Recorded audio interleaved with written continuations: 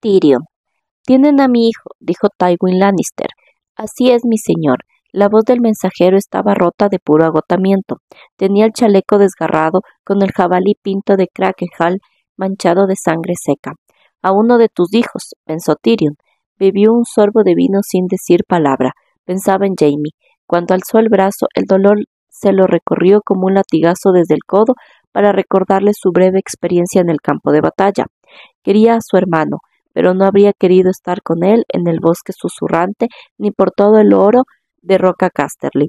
Los capitanes y vasallos de su señor padre se habían quedado en silencio mientras el mensajero relataba los hechos.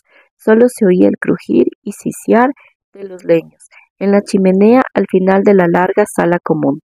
Tras las privaciones del largo viaje hacia el sur, la perspectiva de dormir de nuevo en una posada, aunque fuera una noche, había animado a Tyrion.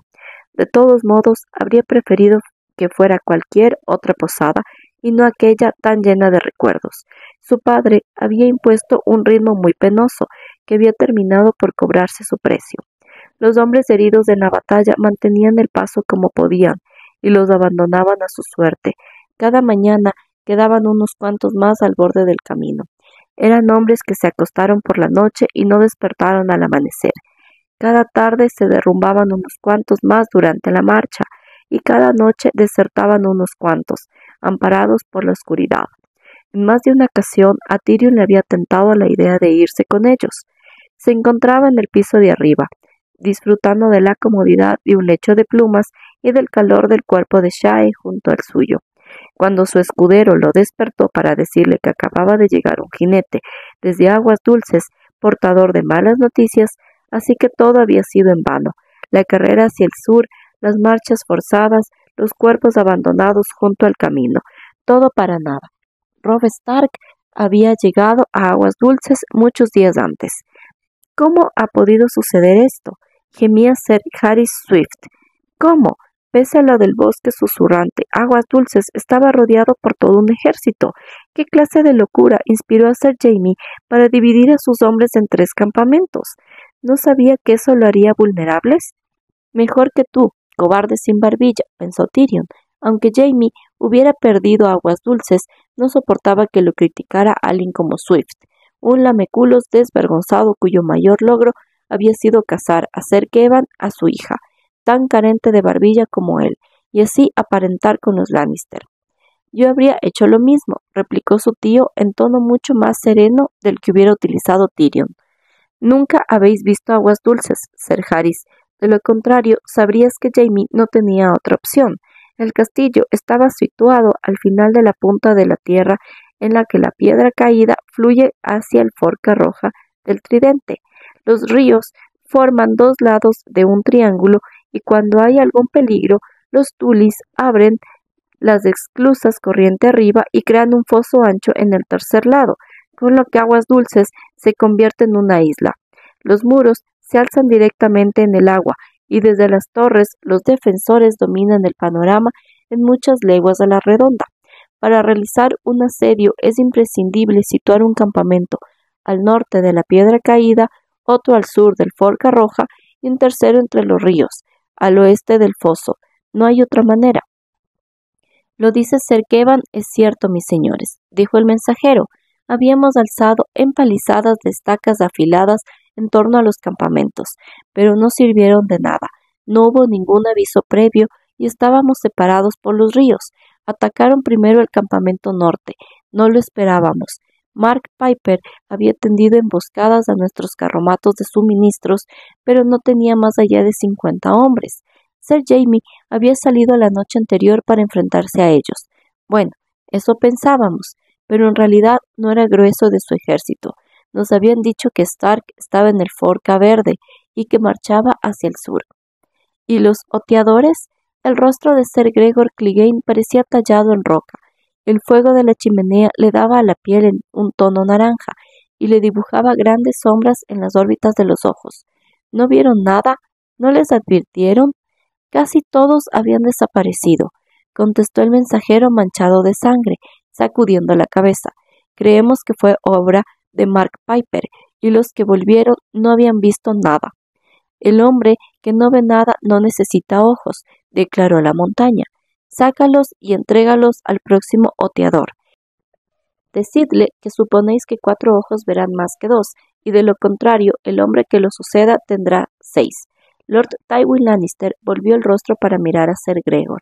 Tyrion vio un destello de oro que la luz arrancó de las pupilas de su padre, pero no habría sabido decir si era una mirada de aprobación o de repugnancia.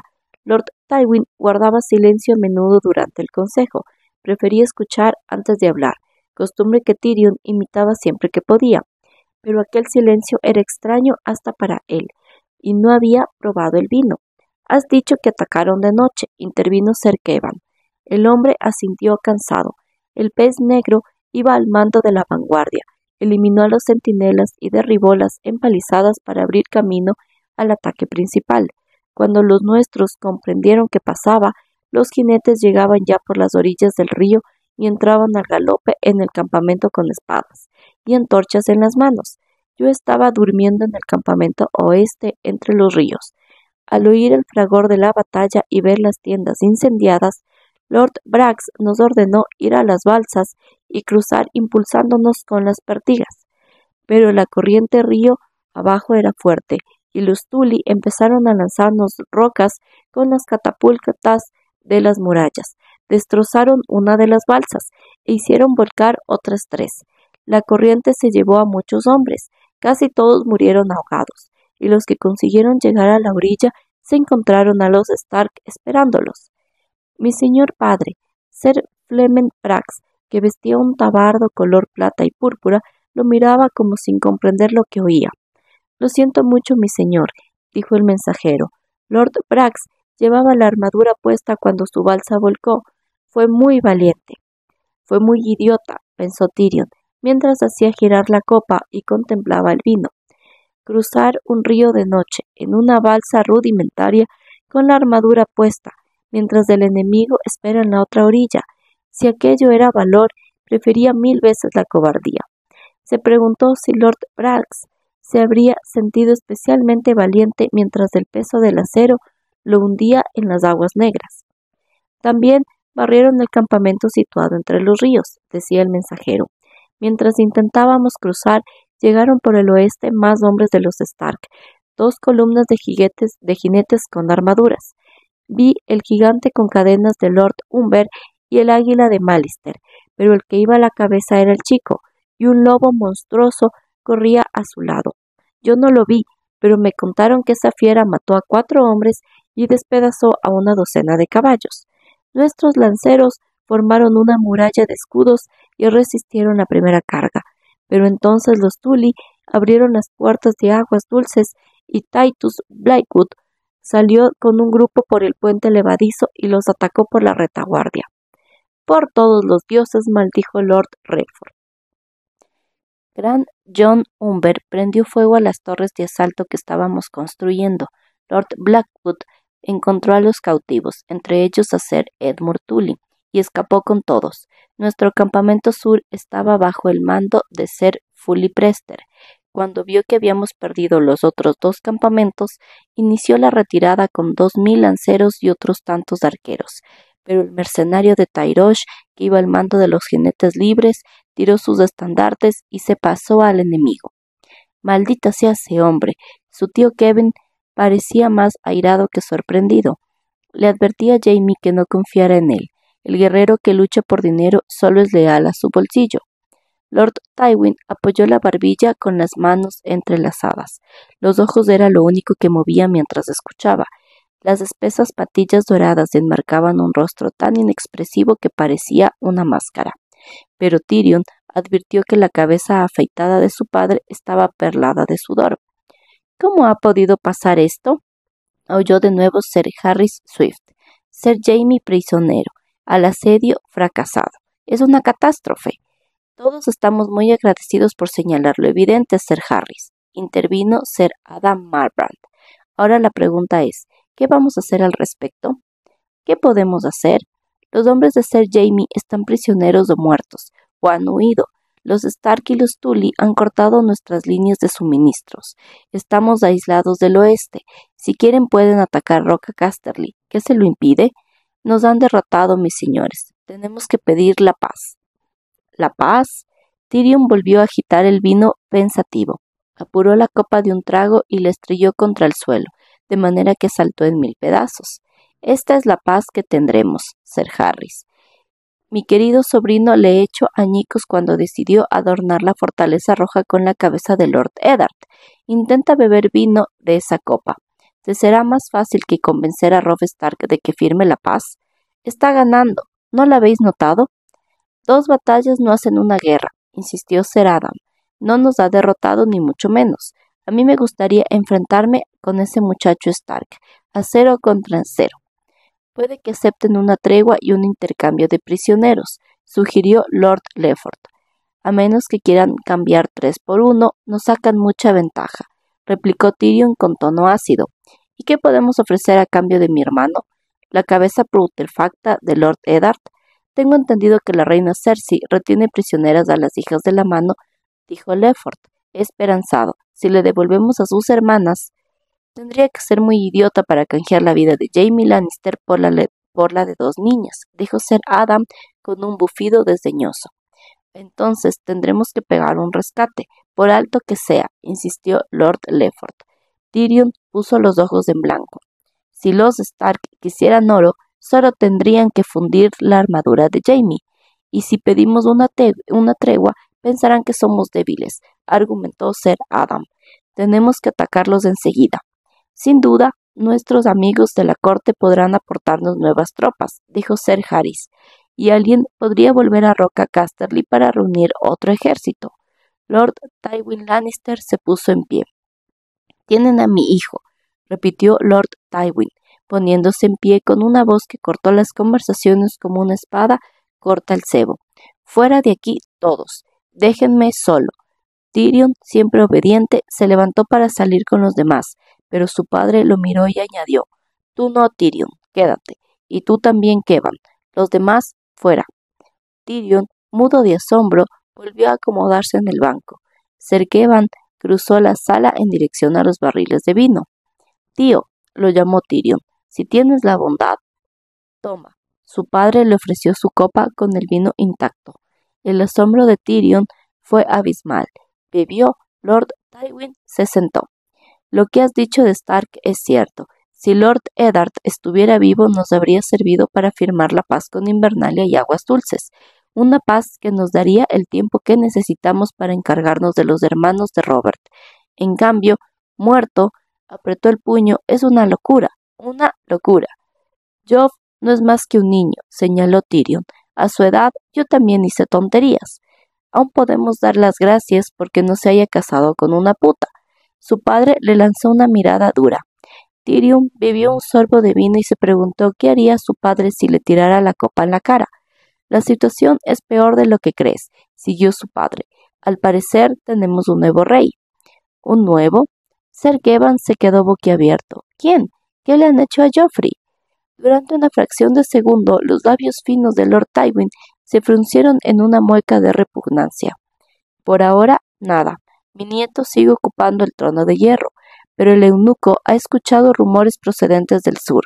Hace 2 semanas, Renly Baratheon se casó con Marjorie Tyrell y ahora reclama la corona, y el padre y los hermanos de la novia le han jurado fidelidad. Son noticias graves. Cuando Ser Kevan fruncía el ceño, las arrugas de su frente eran profundas como cañones. Mi hija ordena que acudamos de inmediato a desembarco del rey para defender la fortaleza roja de Renly y del Caballero de las Flores. Apretó los labios. Nos lo ordena, en nombre del rey y del consejo. ¿Cómo se ha tomado la noticia el rey Joffrey? Preguntó Tyrion con cierto humor negro. Cersei no ha considerado oportuno decírselo por el momento, respondió Lord Tywin. Tiene miedo de que se empeñe en atacar él mismo a Renly. ¿Con qué ejército? Quiso saber Tyrion. Supongo que no pensarás en darle el mando de este. Dice que iría a la cabeza de la guardia de la ciudad. Si se lleva la guardia, dejará la ciudad indefensa, señaló Ser Kevan. Y estando Lord Stanislaw en Roca Dragón.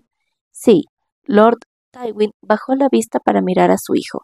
Siempre había pensado que el bufón eras tú, Tyrion. Ya veo que estaba equivocado. Vaya, padre, respondió Tyrion. Eso casi parece una alabanza. Se inclinó hacia adelante. ¿Qué pasa con Stannis? Es el hermano mayor. ¿Qué le ha parecido lo que ha hecho su hermano? Siempre he tenido la sensación de que Stannis era más peligroso que todos los demás juntos, contestó su padre con el ceño fruncido. Pero no hace nada. Cierto, a Varys le han llegado rumores. Stannis construye barcos. Stannis contrata mercenarios. Stannis ha llevado a un portador de sombras a Shay. ¿Qué significa todo eso? ¿Son verdaderos los rumores? Se encogió de hombros irritado. Kevan, trae el mapa. Ser Kevan hizo lo que le habían dicho. Lord Tywin desenrolló el cuero y lo alisó sobre la mesa. Jaime nos ha dejado en una situación pésima. Roose Bolton y los restos de sus huestes están aquí al norte. Nuestros enemigos tienen en su poder los gemelos y Foso Cailin. Robb Stark está al oeste, de manera que no podemos retirarnos hacia Lannisport y la Roca a menos que presentemos batalla. Tienen a Jaime prisionero y a todos los efectos su ejército ya no existe. Toros de Myr y Beric Dondarrion siguen atacando nuestras partidas de aprovisionamiento. Al este tenemos a los Arryn. Stannis Baratheon está en Roca Dragón y en el sur Alto Jardín y Bastión de Tormentas están llamando a sus banderizos. ¡Ánimo, padre! Tyrion sonrió malévolo. Al menos Rhaegar Targaryen sigue muerto. Tenía la esperanza de que nos aportaras algo más que sarcasmo, Tyrion, replicó Lord Tywin Lannister. A estas alturas, Robb Stark ya contará con Edmund Tully y con los señores del Tridente.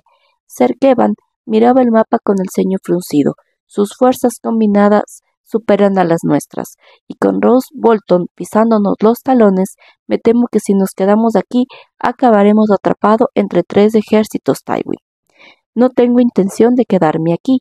Tenemos que zanjar este asunto con el joven Lord Stark antes de que Lord Renly Baratheon se ponga en marcha en Alto Jardín. Bolton no me preocupa, es hombre cauteloso y en el Forca Verde le dimos más motivos para hacerlo.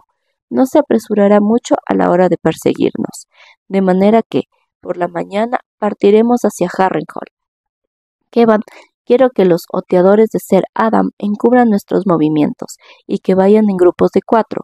No quiero oír hablar de desapariciones. Como ordenes, pero ¿por qué a Harrenhal? Ese lugar trae mala suerte. Hay quien dice que está maldito. Que lo diga, replicó Lord Tywin. Suéltale la correa a Ser Gregor y que nos preceda con su canalla. Envía también por delante a Vargo Hoat con sus jinetes libres y a Ser Amory Lorch, que se lleven cada uno 300 hombres a caballo. Diles que quiero que prendan fuego a las aldeas de las orillas del río, desde el ojo de los dioses al Forca Roja. Arderán, mi señor, respondió Ser Kevan al tiempo que se levantaba. Daré las órdenes oportunas. Hizo una reverencia y se dirigió hacia la puerta. Cuando estuvieron a solas, Lord Tywin clavó la mirada en Tyrion. A tus salvajes les sentará bien un poco de rapiña. Diles que pueden cabalgar con Vargo Hoat y saquear cuanto quieran. Objetos, ganado, mujeres, que se queden con lo que les guste y prendan fuego al resto. Decir a Shaga y a Timet cómo deben saquear, señaló Tyrion. Es como decir a un pollo cómo debe piar, pero prefiero que se queden conmigo. Los salvajes eran bárbaros e indómitos, pero suyos, y confiaba en ellos más que en cualquiera de los hombres de su padre. No pensaba perderlos así como así. En ese caso, más vale que aprendas a controlarlos. No quiero que saqueen la ciudad. ¿La ciudad? Tyrion no entendía nada. ¿Qué ciudad? Desembarco del rey. Te voy a enviar a la corte. Era la última cosa que Tyrion Lannister se habría imaginado. Cogió el vino y bebió un sorbo para disponer de unos segundos y poder meditar. ¿Y qué voy a hacer allí? Gobernar, replicó su padre con tono seco. Tyrion se echó a reír a carcajadas. Seguro que mi querida hermana tiene algo que decir al respecto. Que diga lo que quiera.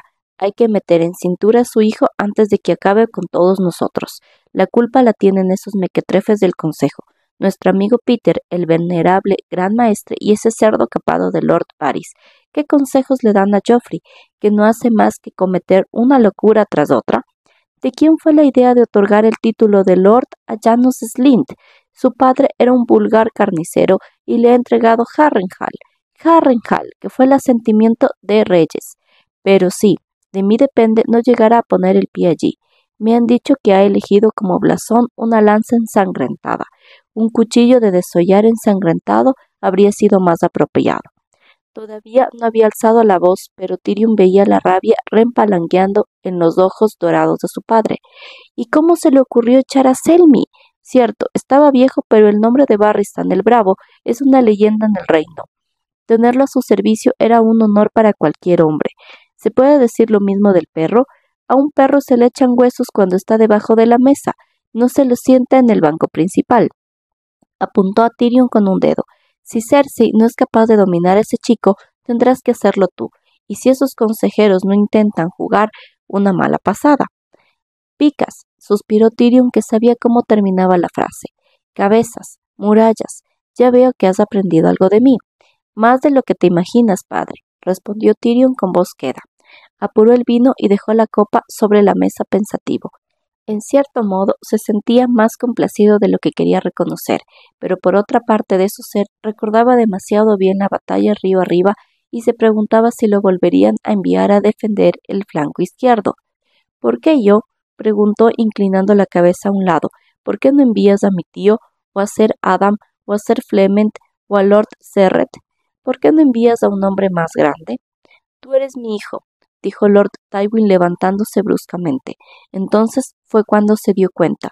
Lo das por perdido, pensó. Hijo de la gran puta, ¿crees que Jaime se puede dar por muerto, así que soy lo único que te queda?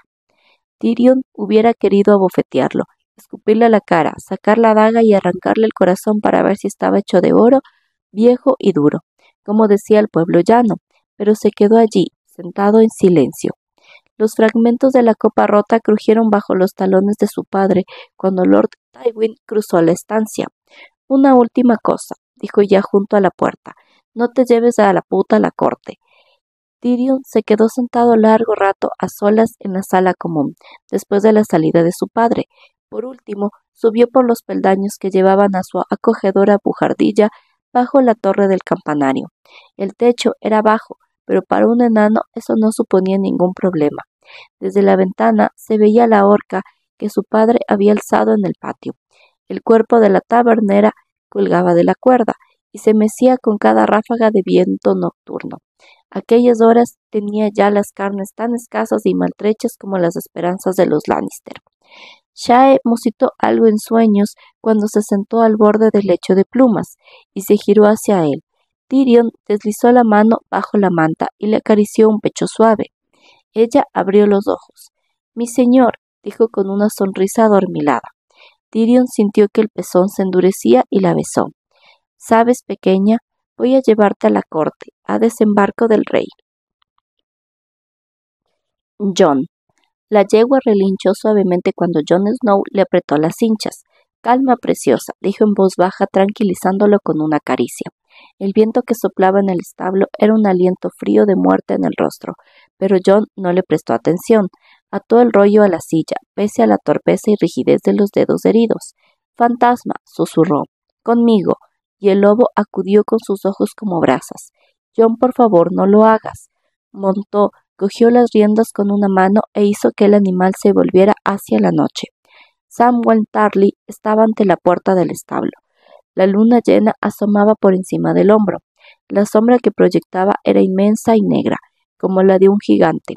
Apártate de mi camino, Sam.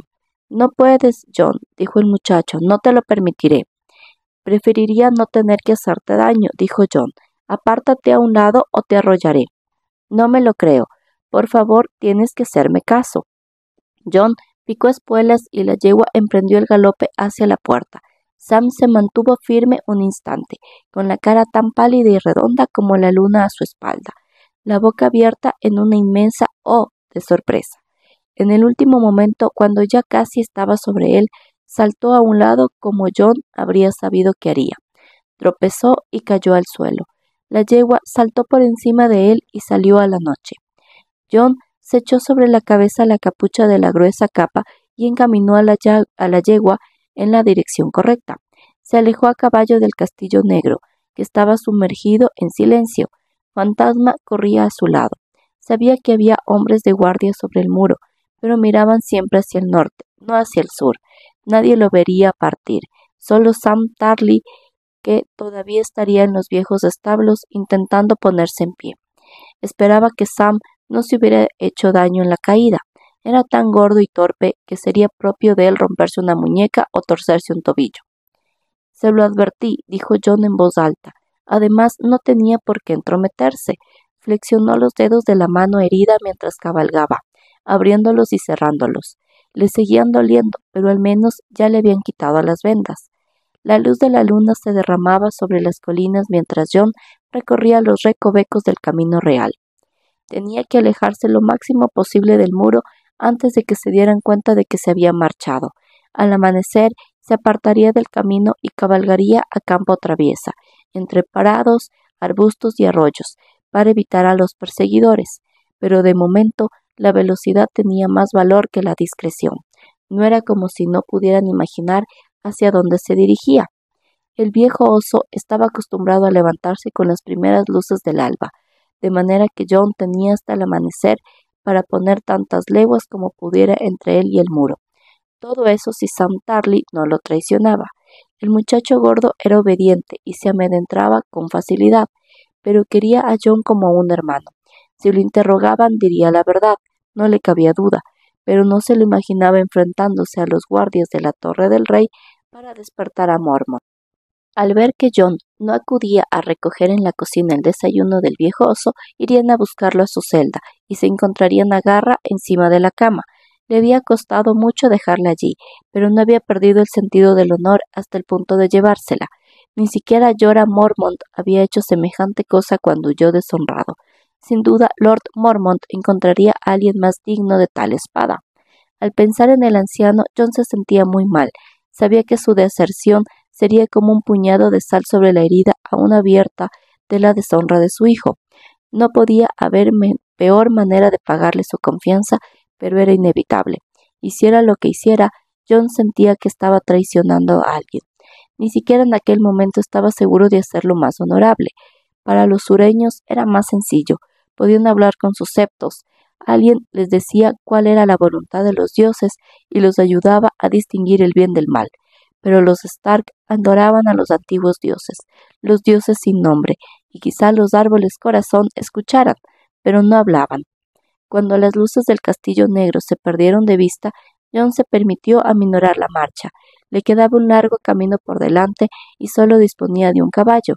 En las aldeas y granjas podría cambiar la yegua por un caballo descansado, pero no si estaba herida o reventada.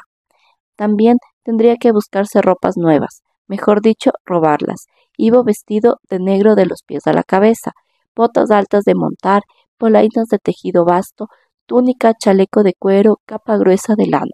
Hasta la espada larga y la daga iban en vainas de piel de topo negro, y la cota de mallas que llevaba colgada de la silla era negra. Si lo apresaban, cualquiera de aquellas prendas supondría su muerte. Los pueblos y aldeas al norte del cuello recibían con desconfianza a cualquier forastero vestido de negro, y pronto habría hombres persiguiéndolo. John sabía que cuando los cuervos del maestre Aemon emprendieran el vuelo, no habría refugio para él, ni siquiera en Invernalia. Bran querría dejarlo entrar, pero el maestre Luwin era más sabio. Atrancaría las puertas y le negaría la entrada. ¿Cómo debía ser? Era mejor no pasar por allí. Pero en su mente veía claro y diáfano el castillo, como si hubiera salido de él el día anterior, las altas murallas de granito, el salón principal con los olores de humo, los perros y la carne asada, las habitaciones de su padre, la habitación de la torre que había sido su dormitorio. Una parte de él deseaba más que nada en el mundo volver a oír la risa de Bran, comer una de las empanadas de carne de Gage y oír los cuentos de la vieja Tata sobre los niños del bosque y Florian el bufón. Pero no había huido del muro para eso. Se había marchado porque era hijo de su padre y hermano de Robb. Una espada regalada, aunque fuera tan bella como Garra, no hacía de él un Mormont. Tampoco era Aemon Targaryen. El anciano había tenido que decidir en 3 ocasiones, y en 3 ocasiones había optado por el honor, pero había sido su decisión.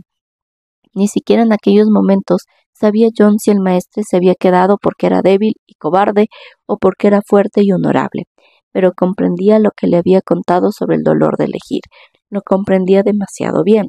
Tyrion Lannister aseguraba que la mayoría de los hombres preferían negar una verdad dolorosa antes que enfrentarse a ella. Pero Jon estaba harto de negar cosas. Era quien era, Jon Snow, bastardo y fugitivo, sin madre, sin amigos, perseguido. Durante el resto de su vida, durase lo que durase, sería un forajido, un hombre silencioso que se ampararía en las sombras sin atreverse a pronunciar su verdadero nombre.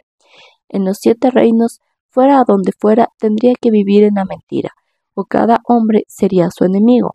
Pero eso no importaba, nada importaba, siempre que viviera lo suficiente para ocupar el lugar que le correspondía al lado de su hermano, y ayudara a vengar a su padre. Recordó a Robb tal como lo había visto por última vez, de pie en el patio con la nieve derritiéndose sobre el cabello castaño. Jon tendría que acercarse a él en secreto, disfrazado. Trató de imaginar la cara que pondría Robb cuando le descubriera su personalidad. Su hermano sacudiría la cabeza y sonreiría y le diría. No conseguía visualizar la sonrisa, por mucho que lo intentaba no la veía. En cambio, recordaba al desertor que su padre había decapitado el día que encontraron a los lobos huargos. Pronunciaste un juramento, le había dicho Lord Eddard. Hiciste votos ante tus hermanos, ante los antiguos dioses y ante los nuevos. Desmond y Tom el Gordo arrastraron al hombre hasta el tocón. Bran tenía los ojos abiertos como platos, y Jon tuvo que recordarle que controlara su pony. Recordaba la expresión en la cara de su padre cuando Theon Greyjoy le tendió a hielo, la lluvia de sangre sobre la nieve, la manera en que Theon había pateado la cabeza cuando llegó rodando a sus pies. Se preguntó qué habría hecho Lord Eddard si el desertor hubiera sido su hermano Benjen, en vez de aquel desconocido harapiento. ¿Habrían cambiado las cosas? Seguro que sí, sin duda. Y Robb le daría la bienvenida desde luego. Era necesario, si no, no querría ni siquiera pensarlo. El dolor lo palpitó en lo más profundo de los dedos cuando agarró las riendas. Picó espuelas y salió al galope camino real abajo, como para escapar de sus dudas. Jon no temía la muerte, pero no quería morir de aquella manera, maniatado y decapitado como un vulgar criminal. Si había de perecer, que fuera con una espada en la mano, luchando contra los asesinos de su padre. No era un Stark, nunca lo sería, pero podía morir como un Stark. Que los hombres dijeran que Eddard Stark había engendrado 4 hijos, no 3. Fantasma se mantuvo a su altura casi 1 kilómetro, con la lengua roja colgando entre los dientes. Hombre y caballo bajaron la cabeza cuando Jon pidió al animal más velocidad, pero el lobo aminoró la marcha y se detuvo. Los ojos le brillaban rojos a la luz de la luna. Se quedó atrás y desapareció, pero Jon sabía que lo seguiría a su ritmo. Entre los árboles, más adelante, a ambos lados del camino, brillaban algunas luces dispersas. Villa Topo. Un perro empezó a ladrar y oyó a una mula en los establos, pero aparte de eso, el pueblo estaba en silencio. Aquí y allá, el brillo de los fuegos en las chimeneas salía por las hendiduras de los póstigos de las ventanas, pero solo en unos pocos puntos. Villa Topo era más grande de lo que parecía, porque 3/4 partes del pueblo estaban bajo tierra, en sótanos profundos y cálidos conectados por un laberinto de túneles. Hasta el prostíbulo estaba allí abajo. En la superficie no había más que una choza del tamaño de una letrina, con una lámpara roja colgada en la puerta. En el muro, los hombres llamaban a aquellas prostitutas tesoros enterrados. ¿Cuántos de sus hermanos negros estarían allí aquella noche explotando la mina? Eso también iba contra el juramento, pero por lo visto a nadie le importaba. Hasta que no pasó de largo del pueblo, Jon no volvió a minorar la marcha. Tanto él como la yegua estaban ya empapados de sudor. Desmontó tiritando. La mano quemada le dolía mucho. Bajo los árboles había una zona con nieve derritiéndose, que brillaba a la luz de la luna, mientras el agua goteaba para formar pequeños charcos. Jon se acuclilló, juntó las manos y cogió un puñado. Estaba fría como el hielo. Bebió y se lavó la cara hasta que sintió como agujas en las mejillas. Los dedos le palpitaban más que desde hace muchos días, y también notaba un latido sordo en la cabeza. Estoy haciendo lo correcto, se dijo. Entonces, ¿por qué me siento tan mal? La yegua parecía cansada, de manera que Jon la cogió por las riendas y avanzó un rato a pie. El camino era tan estrecho que 2 hombres a caballo no habrían podido pasar a la vez más que con muchas dificultades, y estaba salpicado de piedras y cortado por diminutos arroyos. Montar al galope había sido una verdadera tontería. Habría corrido el riesgo de romperse el cuello. John se preguntó por qué se había comportado así. ¿Tanta prisa tenía por morir? A lo lejos, entre los árboles, el grito distante de algún animal asustado le hizo levantar la vista. La yegua relinchó nerviosa. ¿Habría cazado ya el lobo? Se puso las manos en torno a la boca. ¡Fantasma! Gritó. ¡Fantasma conmigo! No obtuvo más respuesta que un batir de alas tras él, cuando un búho alzó el vuelo. John siguió la marcha con el ceño fruncido. Tiró de la yegua durante media hora, hasta que el sudor del animal se secó. Fantasma no apareció. John montó y cabalgó de nuevo, pero la desaparición del lobo lo preocupaba. Fantasma, llamó de nuevo. ¿Dónde estás? Conmigo, fantasma. En los bosques no había animal que pudiera asustar a un lobo huargo, ni siquiera a uno que no había alcanzado el tamaño de la madurez, a excepción de... No, Fantasma era demasiado listo para atacar a un oso, y si hubiera por allí alguna manada de lobos, John ya habría escuchado los aullidos. Decidió hacer una parada para comer, así se le asentaría el estómago, y Fantasma tendría tiempo para alcanzarlo. Aún no corría peligro. El castillo negro seguía durmiendo. Sacó de las alforjas una galleta, un trozo de queso y una manzanita arrugada.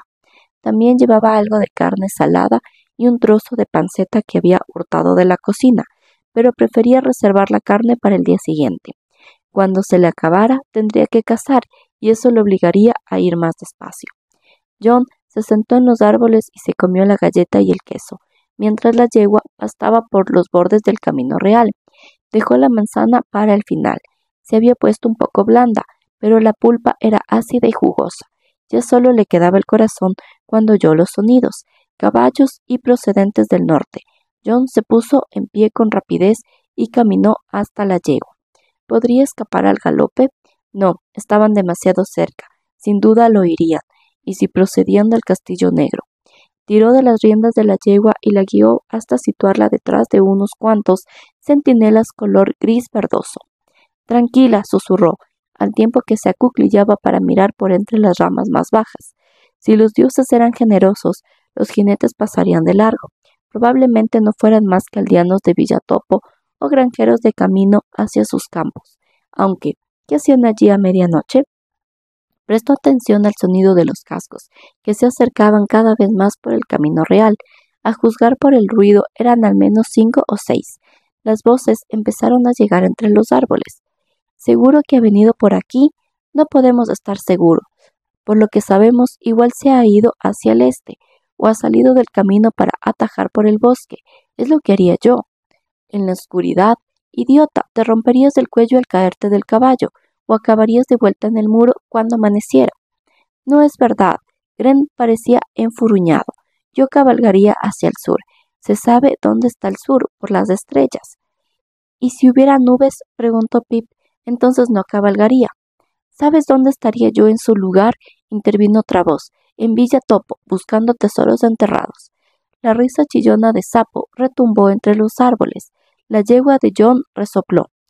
Callaos todos, dijo Halder. Me parece que he oído algo. ¿Por dónde? Yo no he oído nada. Los caballos se detuvieron. Es que tú no oyes ni los pedos que te tiras. Sí que los oigo, insistió Gren. Cállense. Todos se quedaron en silencio escuchando. John descubrió que estaba conteniendo el aliento. Sam, pensó, no había despertado al viejo oso, pero tampoco se había ido a la cama, sino que había despertado a los demás chicos. Malditos fueran todos. Si llegaba al amanecer y no estaban en sus lechos, a todos los condenarían por desertores. ¿Qué se creían que hacían? El silencio pareció prolongarse una eternidad. Desde el lugar donde estaba acuclillado, John alcanzaba a ver las patas de los caballos entre las ramas. ¿Qué has oído? Preguntó Pip al final. No lo sé, reconoció Halder. Me pareció un ruido. Puede que fuera un caballo, pero aquí no hay nada. John vio por el rabillo del ojo una forma blanca que se movía entre los árboles. Las hojas crujieron y Fantasma salió con una centella de entre las sombras. Fue tan repentino que la yegua se sobresaltó y relinchó. —¡Ahí! —exclamó Halder—, yo también lo he oído. —Traidor —le dijo John al lobo al tiempo que montaba a caballo. Hizo girar a la yegua para escabullirse entre los árboles, pero antes de que avanzara mis 5 pasos ya los tenía encima. —John —le gritó Pip—, para, no puedes escapar de todos. —Márchense —dijo John cuando dio media vuelta mientras desvainaba la espada—. Vuelvan, no quiero hacerlos daño, pero si me obligan... —¿1 contra 7? Halder hizo una seña. Los chicos rodearon a John. —¿Qué quieren de mí? —rugió el muchacho. —Queremos llevarte de vuelta al lugar donde debes estar —replicó Pip—. Debo estar al lado de mi hermano. —Ahora nosotros somos tus hermanos —dijo Gren—. Si te cogen, te cortarán la cabeza, ya lo sabes —intervino Sapo con una risita nerviosa—. ¡Qué estupidez! Una cosa así solo la haría el Uro. —Mentira —replicó Gren—, yo no soy ningún perjuro.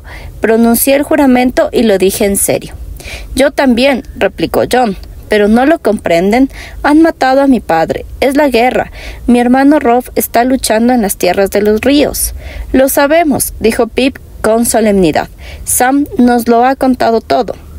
—Sentimos mucho lo de tu padre —dijo Gren—, pero eso no importa. Cuando pronuncias el juramento, pase lo que pase, no te puedes marchar. —Tengo que hacerlo —dijo John fervoroso. —Pronunciaste el juramento —le recordó Pip—. Ahora empieza mi guardia. No terminará hasta el día de mi muerte. —Viviré y moriré en mi puesto —añadió Gren asintiendo—. No tienes que recordarme el juramento. Me lo sé tan bien como ustedes. John estaba enfadado. ¿Por qué no dejaban que se marchara en paz? Lo único que conseguían era que le resultase más duro. —Soy la espada en la oscuridad —entonó Halder—. Soy el vigilante del muro —siguió Sapo. John los maldijo a todos, pero no le hicieron caso. Pip se acercó más a su caballo sin dejar de recitar: soy el fuego que arde contra el frío, la luz que trae el amanecer, el cuerno que despierta a los durmientes, el escudo que defiende los reinos de los hombres. No te acerques, le advirtió John al mismo tiempo que blandía la espada. Lo digo en serio, Pip. Ninguno de ellos llevaba armadura. Si era necesario, los podía hacer pedazos. Matar había situado su caballo tras él y se unió al coro. Entrego mi vida y mi honor a la guardia de la noche. John picó espuelas y obligó a la yegua a girar en círculo. Sus amigos lo rodeaban, se acercaban por todos lados. Halder avanzó al trote desde la izquierda. Durante esta noche y todas las que estén por venir, terminó Pip. Tendió la mano para coger las riendas de John. Así que tendrás que elegir: mátame o regresa conmigo. John alzó la espada y la volvió a bajar impotente. Maldito seas, dijo, malditos sean todos. ¿Tenemos que atarte las manos o nos das tu palabra de que volverás tranquilamente?, preguntó Halder. No voy a escapar si te refieres a eso. Fantasma salió de entre los árboles y John lo miró. Menuda ayuda ha sido. Los profundos ojos rojos lo miraron llenos de inteligencia.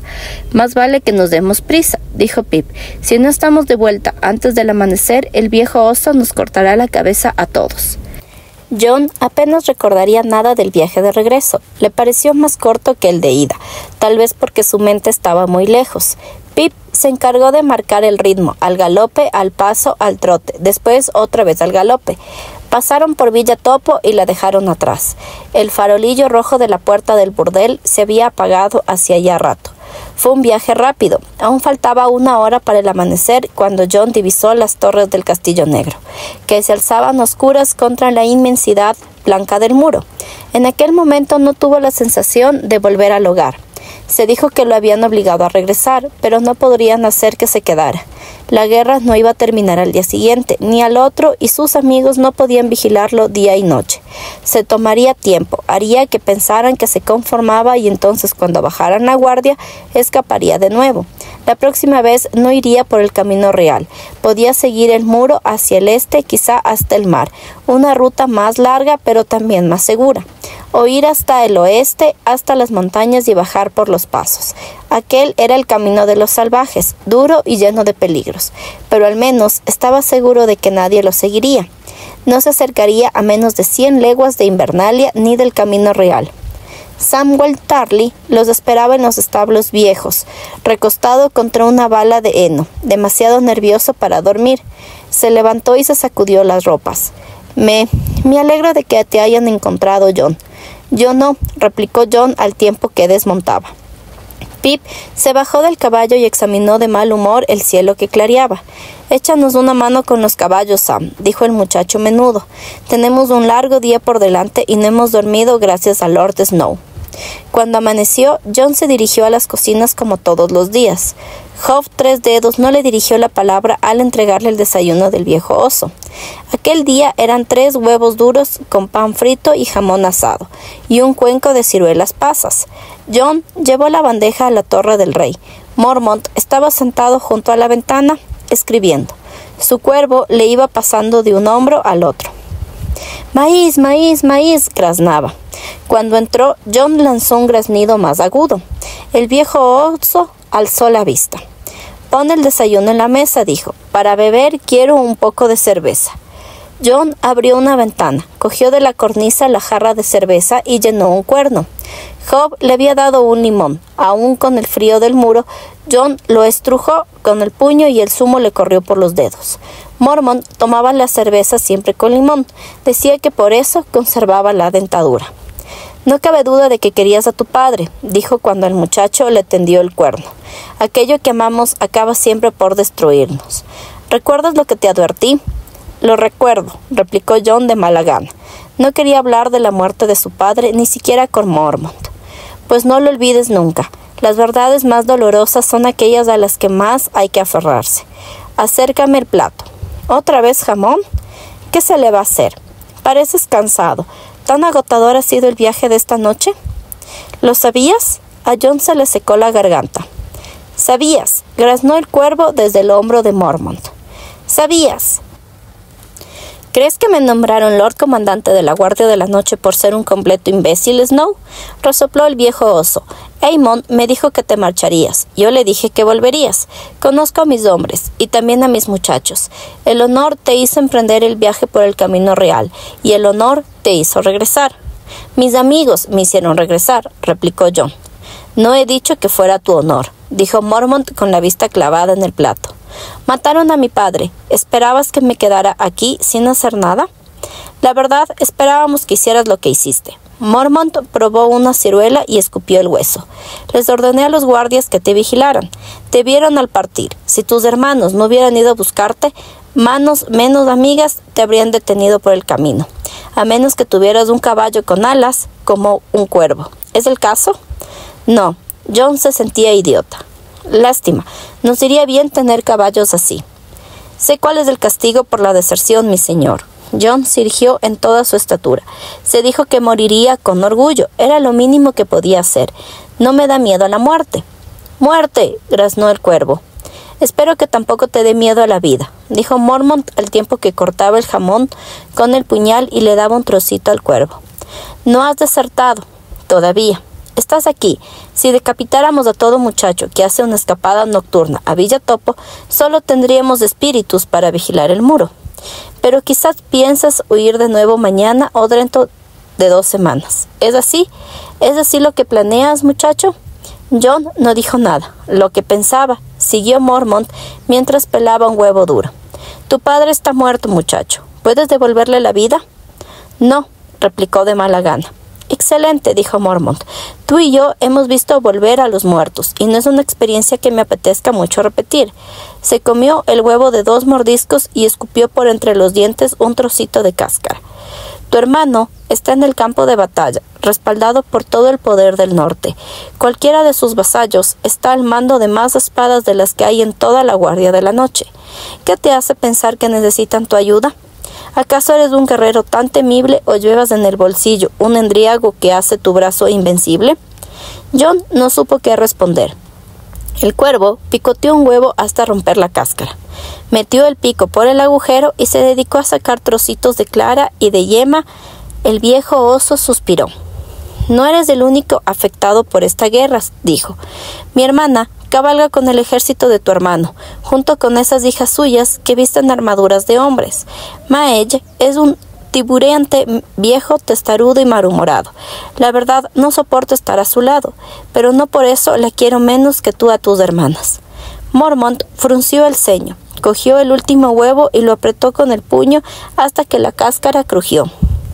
«O quizás sí, sea como sea, si la mataran me dolería, pero a mí no me verás escapar de aquí. Pronuncié el juramento igual que tú. Mi lugar está aquí, ¿y el tuyo, muchacho?».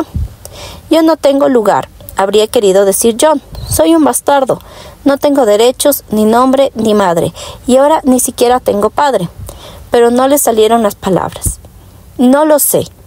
«Yo sí», replicó el Lord Comandante Mormont. «Empiezan a soplar los vientos fríos de Snow. Más allá del muro, las sombras son cada vez más alargadas. Cotter Pike me ha escrito. Me habla de manadas de alces que se desplazan por el sur y el este hacia el mar, y también mamuts.